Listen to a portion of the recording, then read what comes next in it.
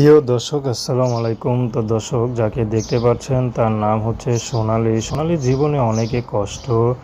সোনালী ইউটিউবে এসেছে বিয়ে শাদির জন্য, কারণ তার পরিবারে মামা ছাড়া কেউ নেই। এদিক দিয়ে মামাও বিয়ে করেনি, এর জন্য সোনালীকে দেখে শুনে রাখে। কারণ সোনালীর বাবা মা মারা যাওয়ার পর রোড অ্যাক্সিডেন্টে তার মামা তাকে নিয়ে আসে এবং মামার কাছে ঘরেই থাকে। তো মামার কাছে বড় হয়েছে, হয়তো লেখাপড়া করাতে পারেনি কারণ মামা রাজমিস্ত্রি কাজ করে। তো রাজমিস্ত্রি কাজ করে তেমন একটা খেয়ালও করতে পারে না, এই জন্য তা বিয়েও করেনি। তো যাই হোক, সোনালী এখন বিয়ের বয়স হয়েছে, বিয়ে শাদী করবে। সোনালী এখন নীতি এসেছে বিয়ে শাদির জন্য, যদি ভালো একটা মানুষ পায় তাহলে বিয়ে শাদী করবে। তো অনেকেই আসে বিয়ে শাদী করার জন্য, কিন্তু সোনালীকে দেখে পছন্দ হলেও কিন্তু যারা আমার অনেক টাকা যৌতুক চায় তার জন্য আর বিয়ে হয় না।